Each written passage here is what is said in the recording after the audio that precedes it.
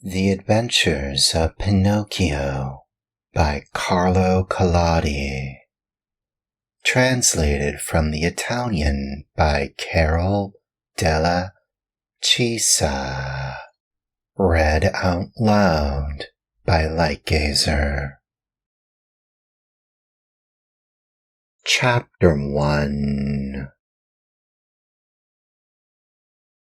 How it happened that Mastro Cherry, carpenter, found a piece of wood that wept and laughed like a child. Centuries ago there lived a king, my little readers will say immediately. No, children, you are mistaken. Once upon a time, there was a piece of wood. It was not an expensive piece of wood, far from it, just a common block of firewood, one of those thick, solid logs that are put on the fire in winter to make cold rooms cozy and warm. I do not know how this really happened, yet the fact remains that one fine day this piece of wood found itself in the shop of an old carpenter. His real name was Mastro Antonio, but everyone called him Mastro Cherry, for the tip of his nose was so round and red and shiny that it looked like a ripe cherry. As soon as he saw that piece of wood, Mastro Cherry was filled with joy. Rubbing his hands together happily, he mumbled half to himself, "This has come in the nick of time. I shall use it to make the leg of a table." He grasped the hatchet quickly to peel off the bark and shape the wood, but as he was about to give it the first blow, he stood still with arm uplifted, for he had heard a wee little voice say in a beseeching tone, "Please be careful. Do not hit me so hard." What a look of surprise shone on Mastro Cherry's face.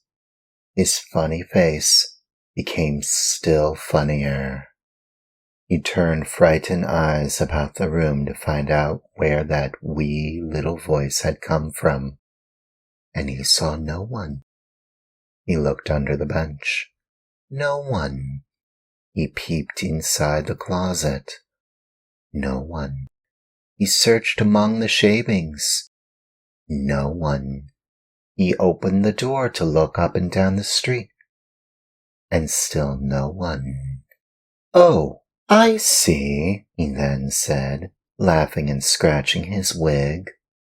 "It can easily be seen that I only thought I heard the tiny voice say the words.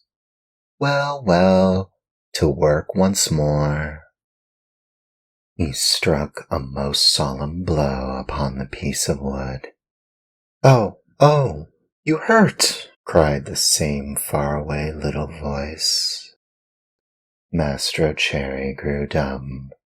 His eyes popped out of his head, his mouth opened wide, and his tongue hung down his chin. As soon as he regained the use of his senses, he said, trembling and stuttering from fright, "Where did that voice come from when no one is around? Might it be that this piece of wood has learned to weep and cry like a child? I can hardly believe it. Here it is, a piece of common firewood, good only to burn in the stove, the same as any other. Yet, might someone be hidden in it? If so, the worse for him. I'll fix him." With these words, he grabbed the log with both hands and started to knock it about unmercifully. He threw it to the floor, against the walls of the room, and even up to the ceiling. He listened for the tiny voice to moan and cry. He waited 2 minutes, nothing. 5 minutes, nothing. 10 minutes, nothing. "Oh, I see," he said, trying bravely to laugh and ruffling up his wig with his hand. "It can easily be seen. I only imagined," I heard the tiny voice. "Well, well, to work once more." The poor fellow was scared half to death, so he tried to sing a gay song in order to gain courage. He set aside the hatchet and picked up the plane to make the wood smooth and even, but as he drew it to and fro, he heard the same tiny voice. This time it giggled as it spoke. "Stop it! Oh, stop it! You tickled my stomach." This time, poor Mastro Cherry fell as if shot. When he opened his eyes, he found himself sitting on the floor. His face had changed. Fright had turned even the tip of his nose from red to deepest purple.